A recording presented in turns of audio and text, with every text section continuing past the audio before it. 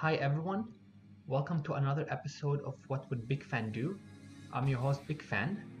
So today we're going to take a look at another TVZ of mine. This was played about a little over half a year ago, and it was a TVZ on Icarus. So it's a map from about 2007, 2008. So let's find the rep and get started. Now, as I've mentioned in the past, I will be speeding through any of the slow parts of the game. We'll just focus on the major things and, engagements, base building, the important stuff.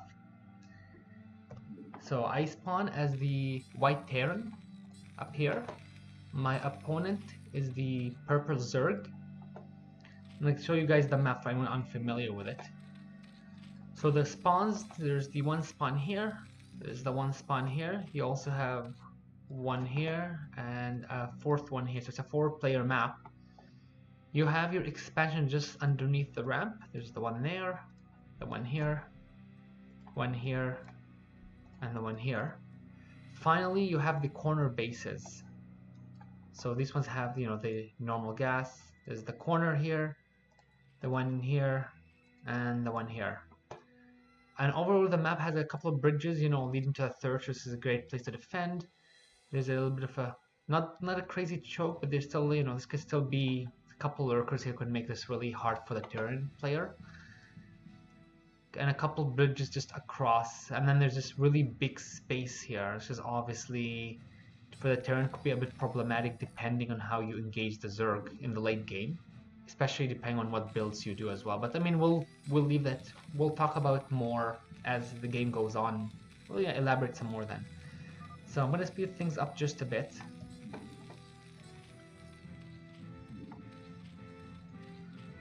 So it looks like I'm doing the normal Rax expand. My opponent is going for a hatchery first, adding his pool, the gas as well. A little bit of chit chat as usual. Probably trying to make me underestimate him.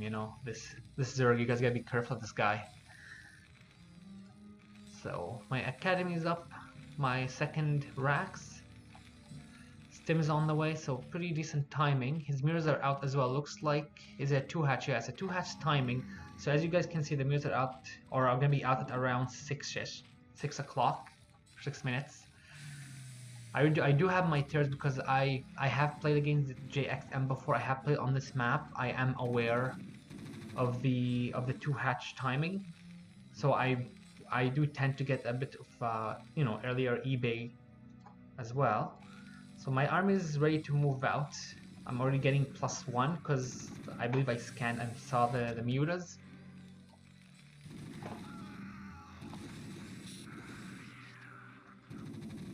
So let's see how good the micro is. Obviously, I just made a big mistake killing my own Marine. Macro-wise, we're still okay. I mean, this is not good. Looks like I was stuck.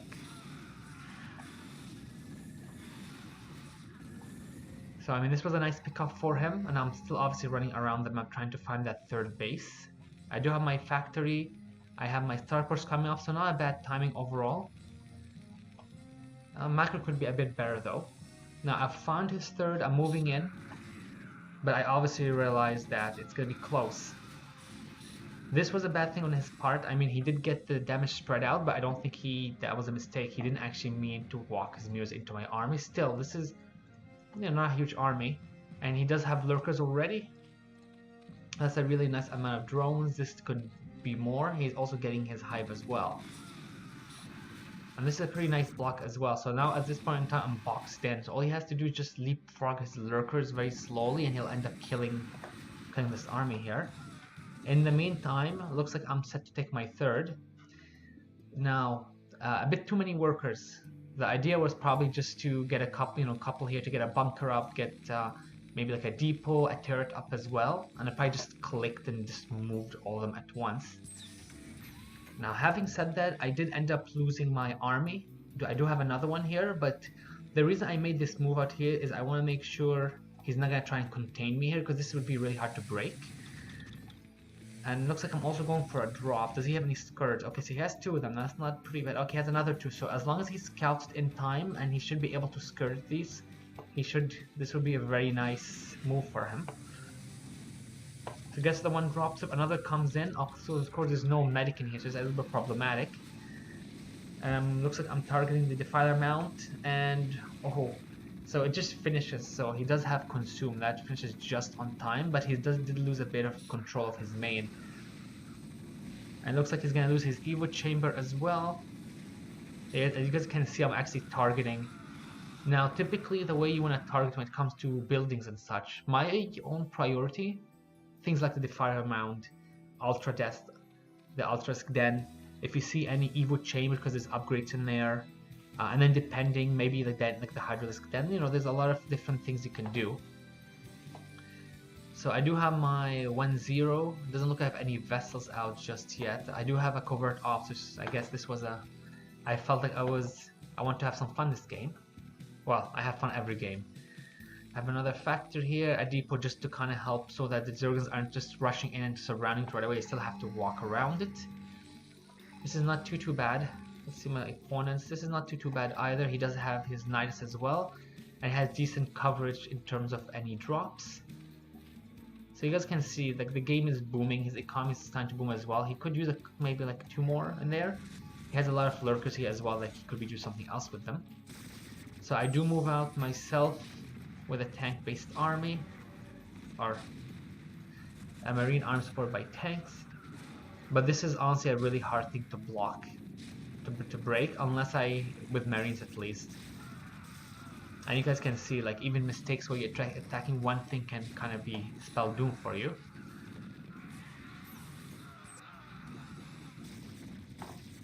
So I lost the one tank. I'm probably gonna take my position again. I do have this army here, which is the idea behind this army here was to try and block reinforcements. But obviously this is really hard to break. You know, 2 lurkers, 3 sunkens for 7-8 marines with like 2 medics. That's not exactly a good strong army to break. Okay, so another move out. I'll late. That was a bad move on my part, so I moved out earlier. I do have the nuclear silo, nothing. I need to have another nuclear silo somewhere. Hopefully I do. Not yet. I'm gonna presume I research it at some point. I am getting another base. And I mean, there's merits to taking a base over here or taking it here. I personally prefer this at the time because it's much easier for me to defend the one ramp. But the benefit of having this base is that you can technically have some tanks up here, and you can easily block this off. So you get 2 gas bases, especially if you want a mech switch base. But I'm not much of a fan of mech switching, so I prefer bio or biomech, where I just have a couple of tanks with my marines, and fire bats, and medics. So overall, I mean, I have a really nice supply lead. My macro could be a bit better. Well, I say a bit, it could be a lot better, but I mean, 177, 178. I've almost mined out my main and expansion. I do have the 3rd, which still has a bit of minerals in it. I do have the 4th up here. I do have the hidden base down here. I should have honestly just stolen the minerals or taken the minerals, but there is a Zergling here, so I already knew he was watching the whole thing. Defilers in ZVT. Okay. Or Devourers in ZVT. So a couple of things, I'm going to pause for just a second. I'm going to mention one thing here. So as you guys saw, there was a large army here. Now, I personally like to go from one base to another, keep the Zerg guessing. And I typically, when it comes to something like Dark Swarm, because you guys saw there was a Dark Swarm here, you typically don't want to run into the Dark Swarm unless, you have a lot of fire bats. You believe that you can, it can prevent the Zerg from getting under it. So personally, I'm a risky player. If I see an opportunity to actually move my army into the swarm before any other Zerglings make it through, so that I can prevent them from moving in, and if I do have enough fire bats, I typically will try and move into the storm, into the swarm, just to prevent it from happening, to prevent the Zerg from like landing his units there. Now at this point in time, my army, you guys can saw, like I dropped about 20 to 30 supply, up to 30 supply. I've lost, a bulk of my army. I still do have units all over the place. I do have some units here, probably some tanks at home, a couple of tanks. I do have my racks, a couple of vessels. But overall, I've lost map control at this point, and against a late game Zerg, like late game Zerg player, you don't honestly you guys don't want to lose map control. And see, my Zerg Emperor is doing better. He should probably move this here. His macro is pretty decent. Mine is obviously flowing like crazy because, you know, trying to macro M&M, like macro with bio, and then micro during battles is pretty difficult. I do have my 3-1 though, and upgrades is something I love, you know, I try to go up on in the game. He's only on 1-1, so it's obviously saving grace. And he also knows about this base, he just hasn't reacted just yet. So, having lost map control, let's just see how this game ends up progressing from this point on. He has his ultras, and it does look like he had drop. At least I thought I saw it in one of his ultras. Ah, it's okay, so you guys can see. If I thought this was funny, and I don't blame him. This is kind of funny. I am transferring some workers to this base here. I have started mining the gas, some here as well. I'm getting some starports probably to add in either more vessels because I realize the bad situation I'm in. Because this is, I mean, 30 up is not too bad, but it's much easier for me to botch the game at this point than to actually win it.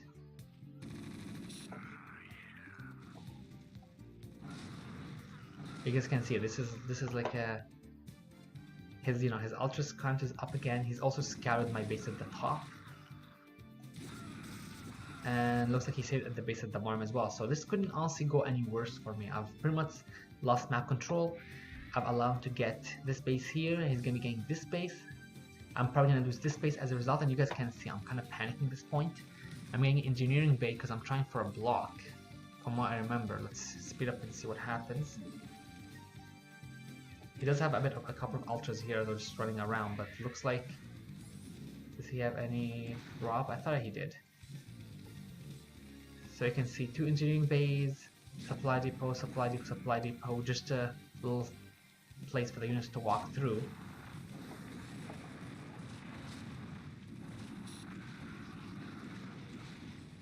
So I mean, protected for now, but probably not against the next flood of lings that comes in. Tank is gone. I at least get 2 vessels out and I get a bit of mining, you know, a bit of gas as well, which is nice. Now he is moving towards my 3rd, and you guys, as you guys saw, I just sniped his defense, so this is a bit better, but you know, he still has a bit of units. The movement itself here wasn't a bad idea, but getting surrounded from different sides is very bad for late game TVZ, because you can lose your whole army. You guys can see he's actually up in supply now, even though I do have a bank so I can survive for much longer. If I don't have an army to prevent him from getting more units, if I don't have an army to prevent him from getting more units, to prevent him from getting more bases, essentially just take the whole map and he'll slowly wear me down. See, so I did at least manage to save this base. I do have a nuke. I'm not sure if I nuked anything just yet. I still have that. Okay, so I do have a ghost there. I have established this base, so even if I lose it, at least I do have another, you know, base that's mining. Nuclear launch detected. And the first nuke is up. Let's take a look and see. Okay, so it looks like he's evacuating. I do kill my ghost by accident though.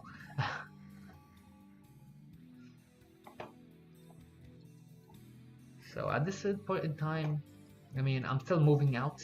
I don't want to lose map control, even though I realize it's a bad situation. And I do scout this base. I'm gonna just walk right in there and try and kill it.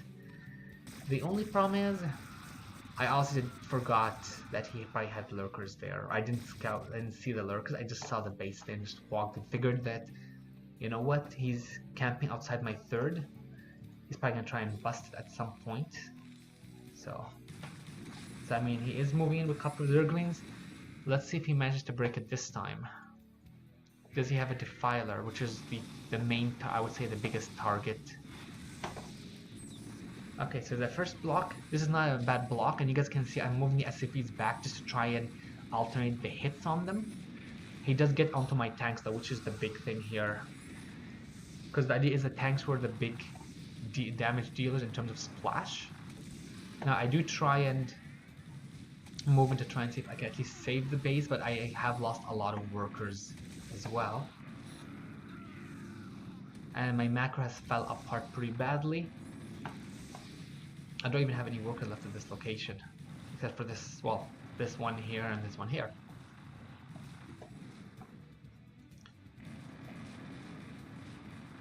Now the good thing is I do have this location, it is closed, so there's no chance of it being broken any second. But this location essentially looks like it's over. And too bad I still had a nuke as well.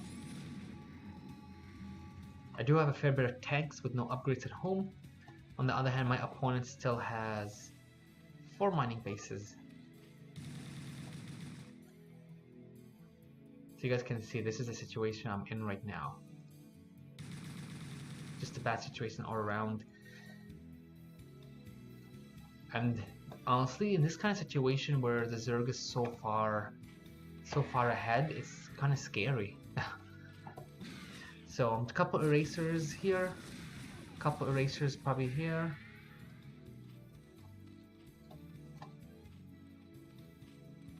And a couple erasers here as well. Oh, you know what? I remember now. The oh my god was because I had about 10 vessels that were just sitting here, kind of like these guys here. They're just sitting here, and they must have messed up the rally. So when I kept looking and wondering where my supply is, there's 20 supply of vessels just sitting there. So I mean, might as well go for a couple of suicidal erasers. And so a couple of things I do want to mention at this point now. As you guys can see from when I saw it a bit earlier, this is the situation right now. I mined on 2 bases. I have the third down here. My other base, which was my original third, he has a couple of zones here. I can't even put this base down anymore. While on the other hand, if you look at from my perspective, my opponent, you know what, has this base here. I know he had this base because I didn't kill it. I know he has this base. He has this because I still didn't kill him. He has this base, and he took this base here. So my assumption is that at this point in time, it's either I go all in and try and deal like a killing blow at this point in time, or I will be losing the game once he establishes everything. So let's take a look and see what happens. And this is kind of the highlight of the game here for me, aside from the nuke and some of the other stuff. So I go for the an all out, and I hit him just as he's loading some of his overlords, like a huge marine tank force, probably more than he was imagining. You guys can see this is a huge force.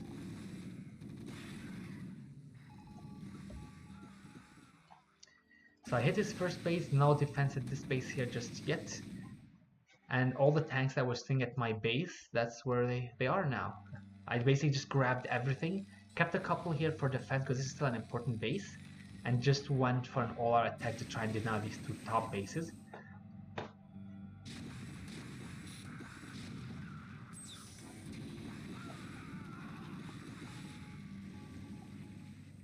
So his base here is done. This base is done here. I still haven't taken another base. I'm still on the 1 mining base. But you know what? This is a little better for me. If I'm able to kill this base and at least, siege these 2 bases, that's still better than nothing. And I have so much money that even if I stop mining, you know what? Think of just how many marines, medics, etc. that can be.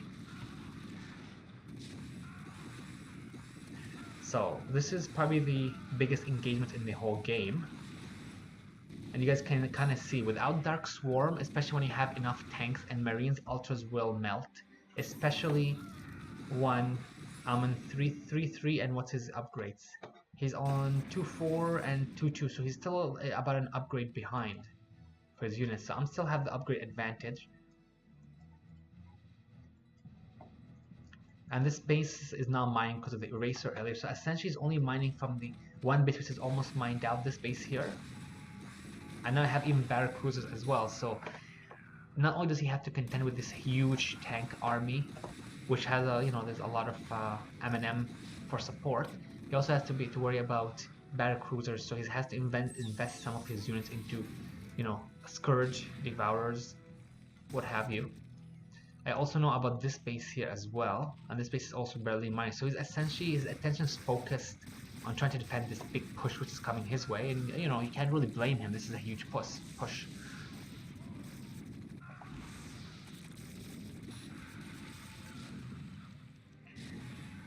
And he's still not mining from this. Keep in mind, because I do have a bank as mentioned earlier, even though that's not the greatest thing when it comes to, when you're when in Brood War, because you typically want to keep macroing up and then start saving only after you've maxed out, and I was doing it way before.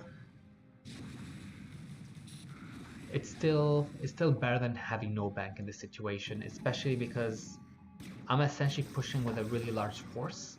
Even though supplies are close, the bank itself means that I can keep making units for a lot longer than he can, even if I'm not mining. And keep in mind, look at the size of vessels. There's 1, 2, 3, 4, 5, 6 vessels here.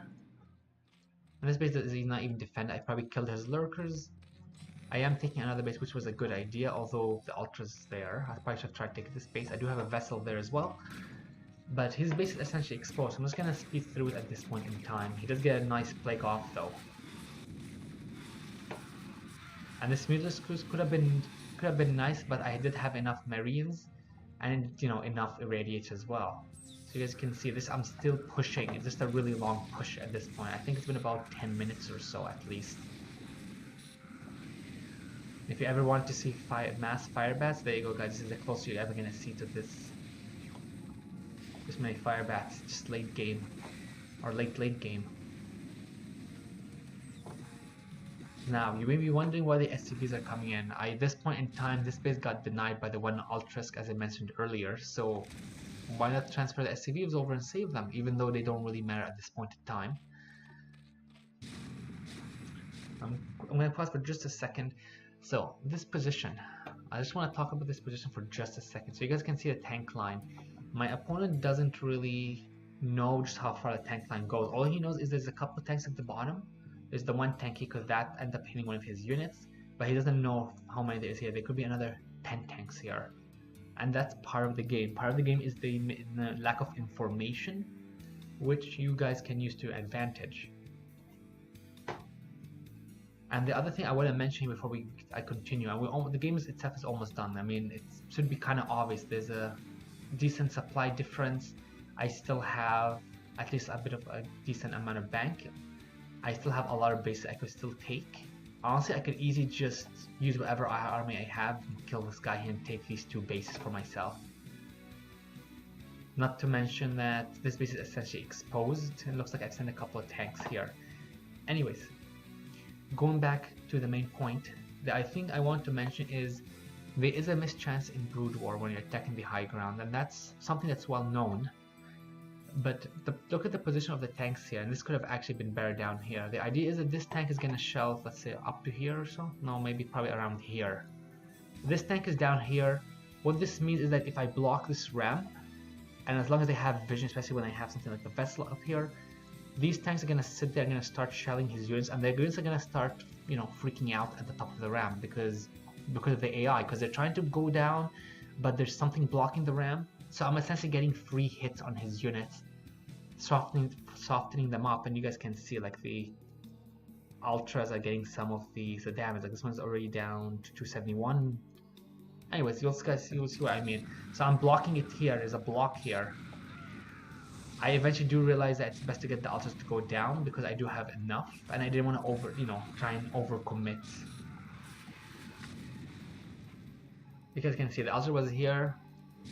End up killing, I'm getting a lot of pot shots here, and this is watching, so this is essentially open here. I do have another group moving down to the bottom base.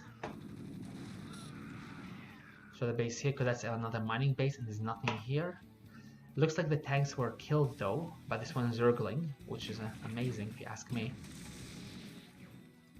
I'm even getting a missile turret. So I mean, the biggest thing, the most important thing here is to actually honestly kill this. And he's not gonna save it. So if you look at the situation, we already said the game is over, but he's not even mining anymore at this point. All his bases are mined out. He's not even moving.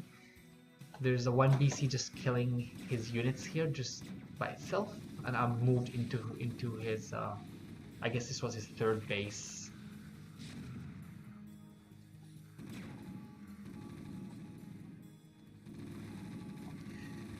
So I'm gonna speed up. So you can see even my opponent was surprised. The idea is that when you guys hit late game TVZ, if the Zerg has a lot more base than you do, kind of like what was happening here, unless you play it really well from there on, you know, try and make as many little mistakes as possible, my own opinion is that it becomes really hard to win the game because he can keep throwing units at you, and you know what, your army's gonna diminish with every engagement, while he's just gonna keep making more and more units because, you know, he has the bases, he has the resources. Of course, the bank did save me big time here, especially because I took this base and he never attacked it. So that was a mistake on his part. And of course, let's not forget that I did mine from this base and this base for a bit. So you know what, I mined, I believe, like 1,200 from the gas, probably 2,000, 3,000 at least. Probably more than that from the minerals. I'm not sure how much I mined from this base. The game itself, I mean, this was one of my memorable games. Mostly because I actually thought I was pretty dead. When I lost this base up here, I was down to this one base.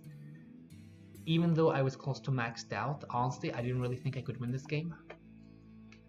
Mostly because, you know, I respect my opponent. We've played each other so many times, and trying to win a game where, you know, he's taking pretty much every base on the map, except for the 4 I had, it becomes really difficult at that point. Like, you know, you can kind of look at past experiences and see how things have won and decide that, you know what, this is a bad situation, which is why I went for the last big move out. I decided to use everything, which is why all the tanks they were using, you know, there was like the 4 here, another like 5 or so, I was using to defend my base.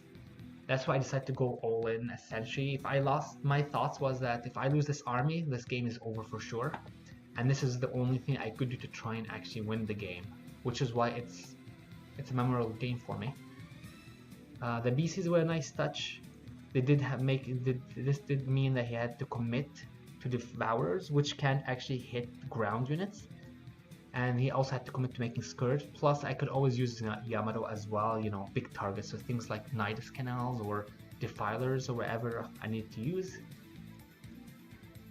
And you guys can see, you know, 13 kills on this one, 5 on this one has 17. That, a lot of this is pretty much drones that this can kill, so this is another lifesaver. Anyways, let me know what you guys thought of the game in the comments below. This was a 42-minute game, and we pretty much took over most of the map. You know, those 2 bases at the top are the only bases that we didn't mine extensively from. You guys can see there was a lot of minerals mined, even though he did mine more than I did, and did use more than I did. Just the positioning itself, you know, engaging the middle without defilers, you know, that large ultra engagement. Some of the other things he threw away as well, and I was efficient at least in the late game army, which was the big win for me. Yeah, anyways, let me know what you guys think. Feedback's always welcome, and hope you guys enjoyed it.